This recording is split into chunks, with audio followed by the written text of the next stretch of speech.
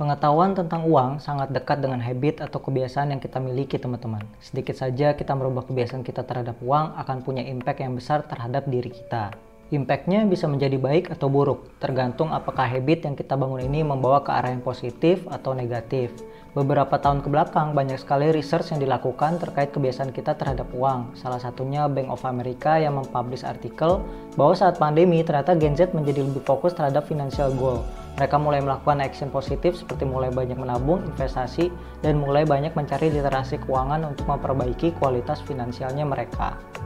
Research ini membuktikan bahwa kebutuhan terhadap literasi keuangan semakin hari semakin meningkat. University of Georgia juga melakukan research tentang bagaimana pola berpikir kita terhadap uang akan sangat mempengaruhi apa yang kita lakukan ketika kita memiliki uang. Dan mengenal pola dari pengeluaran kita juga menjadi salah satu kunci untuk membangun habit keuangan yang lebih baik. Selain research tadi, ada salah satu buku bergenre finansial yang membahas tentang bagaimana hubungan kita dengan uang, yaitu Psychology of Money yang ditulis oleh Morgan Housel. Buku ini sangat legendaris dan sangat bagus, teman-teman. Buku ini membuka cara pandang kita terhadap uang dan menyadarkan kita terhadap psikologi pola pikir dan kebiasaan tentang uang yang tanpa kita sadari membawa kita kepada kebiasaan-kebiasaan buruk terhadap uang. Di video ini saya mau share sedikit pengetahuan tentang 7 kebiasaan buruk terhadap uang yang umum sekali terbentuk dalam diri kita hingga bisa membuat kita tidak pernah memiliki uang simpanan yang cukup untuk merasakan keamanan finansial atau bahkan membuat kita tidak memiliki uang sama sekali.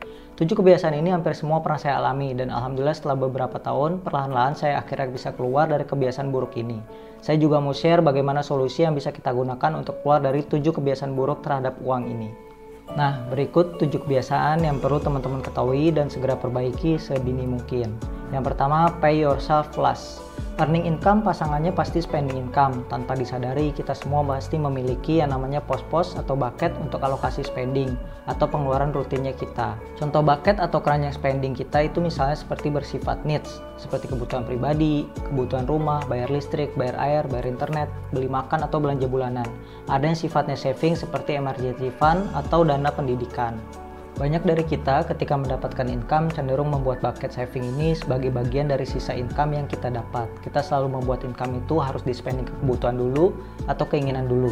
Sehingga saving atau simpanan kita akhirnya hanya sedikit karena simpanan kita dibangun dari sisa income kita. Itu juga kalau nggak ada sisa ya kita jadi nggak saving atau simpan uang kita. Konsep paying yourself last saya ambil dari buku Rich Dad Poor Dad-nya Robert Kiyosaki. Di buku ini Robert menyebutkan ada 2 tipe kebiasaan orang dalam hal mengatur pengeluaran.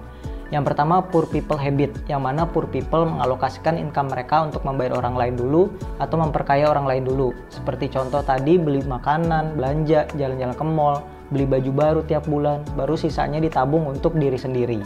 Tipe yang kedua yaitu rich people habit. Rich people selalu mengalokasikan income pertama kali untuk diri sendiri.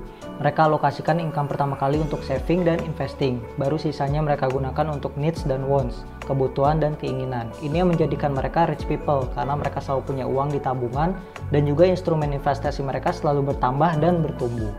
Teman-teman perlu membangun habit baru, paying yourself first. Pertama, buat bucket spending baru yaitu bucket saving. Ketika terima uang, jadiin habit nabung itu sebagai satu bucket pengeluaran.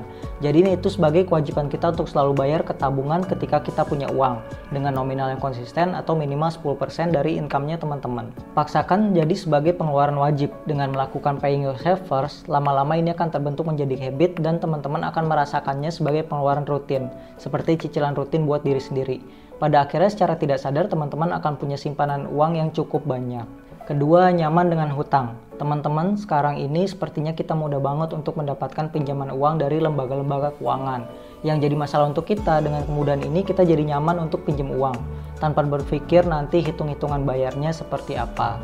Saya sendiri punya konsep seandainya terpaksa untuk berhutang adalah hutang produktif, bukan hutang konsumtif. Banyak dari kita terjebak dengan hutang konsumtif. Hutang beli HP baru, hutang beli motor baru, hutang beli mobil baru. Selalu ingat 2 hal ini teman-teman ketika akan berhutang. Apakah hutang ini bersifat produktif? Apakah ada hasil yang didapat dari hutang ini? Apakah hutang ini untuk membeli sesuatu yang bersifat penyusutan? Karena teman-teman perlu ingat bahwa harga HP baru, motor baru, mobil baru akan menyusut hingga 30% ketika kita sudah beli, teman-teman. Step kedua dari 7 baby step yang diajarkan oleh Dave Ramsey yaitu pay off all debt. except for house. Teman-teman bisa mulai dengan fokus menghilangkan atau melunasi utang-utang kecil lebih dulu. Jika teman-teman mendapatkan uang tambahan seperti bonus atau hasil dari pekerjaan sampingan, segera gunakan untuk lunasi hutangnya teman-teman. Nah, teman-teman juga bisa menerapkan aturan, jika saya tidak bisa membeli suatu barang dengan membayar secara cash, maka saya seharusnya tidak membeli barang tersebut menggunakan pembayaran dalam bentuk apapun. Jadi hilangkan kebiasaan nyaman dengan hutang teman-teman. Karena punya hutang itu tidak nyaman dan tidak aman. Ketiga, tidak menyadari income dan expense. Habit buruk ketiga yaitu tidak pernah mengetahui dengan pasti berapa income kita dan apa saja serta berapa expense atau pengeluaran kita. Ada nggak dari teman-teman yang menyusun dan mendata pengeluaran rutin setiap bulan? Banyak dari kita nggak pernah benar-benar menyusun detail pengeluaran rutin. Nggak tahu pasti uang habisnya kemana, yang pasti uang tiba-tiba sudah habis padahal baru tengah bulan. Dan akhirnya pinjam dulu deh 100. Teman-teman bisa mulai dengan tracking expense, mencatat detail pengeluaran teman-teman, pakai template budgeting bulanan. Teman-teman bisa searching di Google, banyak template budgeting bulanan yang bisa kita pakai. Atau teman-teman bisa download aplikasi budget planner di smartphone-nya teman-teman. Banyak aplikasi yang bisa kita gunakan dengan free. Dengan mulai mencatat pengeluaran teman-teman, lambat laun teman-teman mulai bisa tracking di bagian mana teman-teman bisa meminimalisir pengeluarannya dan teman-teman mulai bisa adjust pengeluarannya teman-teman. Sehingga keuangan teman-teman menjadi lebih baik lagi. Keempat, hobi yang mahal. Salah satu pengeluaran terbesar yang bisa membuat kita kehilangan banyak uang adalah mengikuti hobi yang mahal. Apalagi jika hobi tersebut sifatnya bukan hobi yang produktif. Sehingga uang yang kita keluarkan untuk hobi tersebut tidak ada yang bisa kembali lagi. Mungkin banyak yang nggak setuju, kan hobi sifatnya menyenangkan diri kak, membuat kita happy, buat healing, bahkan ada hobi yang bikin kita sehat. Jadi ya nggak apa-apa dong keluar duit buat hobi. Betul, tapi hati-hati terhadap hobi yang bisa mahal. Misalnya hobi sepedahan, sepeda puluhan juta hingga ratusan juta. Hobi panahan, alat panahnya sampai puluhan juta. Hobi motret, beli gear kamera ratusan juta. Sebenarnya nggak apa-apa teman-teman, tapi coba teman-teman bayangkan gimana kalau dari hobi ini bisa kasih return balik ke diri kita. Seperti oke, saya mau ikut lomba sepeda, oke saya mau ikut lomba panahan, atau oke kamera bisa jadi freelance photographer atau jadi model shoot video YouTube. Mungkin dari sekedar hobi jadi serius dan berujung ide investasi jangka panjang yang bisa kasih return. Network bertambah, mungkin menang lomba sambil sehat dan olahraga juga. Hobi mahal mungkin tidak apa-apa, tapi coba pertimbangkan sebelum spending terlalu besar untuk hobi, kira-kira gimana cost dari hobi tersebut bisa memberikan return lagi untuk teman-teman. Oke, yang kelima, not saving more money. Jika kamu ingin memperbaiki keuangan, pertama kamu perlu saving more money. Lebih banyak simpan uang dari income yang kamu dapatkan, atau kamu increase income kamu, tambah sumber income. Kombinasi yang ideal adalah kamu menambah income stream atau sumber income kamu, lalu simpan lebih banyak uang dari berbagai sumber income kamu ini. Dan perlu kamu ingat, kamu nggak bisa membangun kekayaan dengan menambah sumber income, tapi menambah juga expense atau pengeluaran kamu. Dan kamu juga nggak bisa hanya mengandalkan untuk menyimpan atau saving lebih banyak uang dari satu sumber income aja. Karena dengan satu sumber income, maka banyak keterbatasan juga yang kamu hadapi dalam memanage uangnya. Jadi, untuk membangun kekayaan, maka kamu perlu untuk menambah sumber income baru dan simpan lebih banyak uang kamu dari berbagai macam sumber income ini. Dengan mengandalkan menyimpan uang saja, kita punya limit atau keterbatasan berapa jumlah yang bisa kita simpan. Tapi menambah sumber income itu sesuatu yang tidak ada limitnya. Potensi menambah sumber income sangat luas, jadi kamu bisa punya banyak banget sumber income.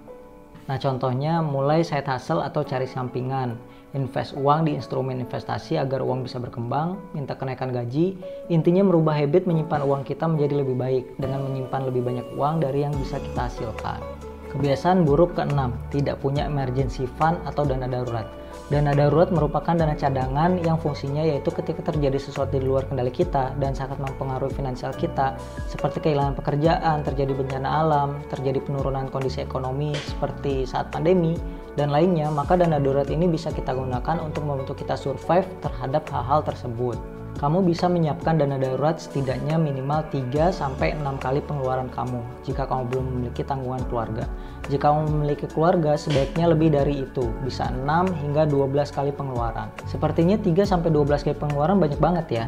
Nah, membangun dana darurat ini berhubungan dengan habit pertama, dengan paying yourself first. Kamu alokasikan minimal 10% dari income kamu untuk perlahan-lahan membangun dana darurat hingga 3-12 kali pengeluaran rutin bulanan. Dengan memiliki dana darurat, kondisi mental kita akan lebih sehat, menjalani hari-hari lebih tenang karena kita tahu kita punya dana cadangan Yang sewaktu-waktu ada kejadian yang tidak baik terhadap diri kita, kita masih punya simpanan dana. Ketujuh, menunda untuk investasi. Ketika kita sudah mulai punya dana cadangan seperti emergency fund, kita bisa mulai untuk menyimpan sebagian dana yang kita miliki di instrumen investasi. Dengan seperti ini, maka uang kita akan mulai bekerja untuk diri kita. Nah, kamu perlu belajar untuk diversifikasi tempat menyimpan uang kamu. Karena uang yang kamu simpan sebagai tabungan akan tergerus oleh biaya admin dan inflasi setiap tahunnya. Sedangkan uang yang kita simpan di instrumen investasi nilainya akan terjaga karena uang tersebut berkembang seiring peningkatan nilai instrumen investasi yang kita pilih. Jadi kita perlu mengkombinasikan antara uang yang kita tabung di tabungan dengan uang yang kita simpan di instrumen investasi seperti reksadana, obligasi, atau saham. Kadang ada aja alasan kita untuk tidak mulai berinvestasi, seperti tidak punya uang untuk diinvestasikan, tidak punya waktu untuk belajar investasi, atau tidak tahu harus mulai dari mana. Semakin lama kita tidak mulai untuk investasi, maka semakin sulit untuk tercapainya financial freedom kita, dibandingkan terhadap orang lain yang sudah mulai berinvestasi terlebih dahulu.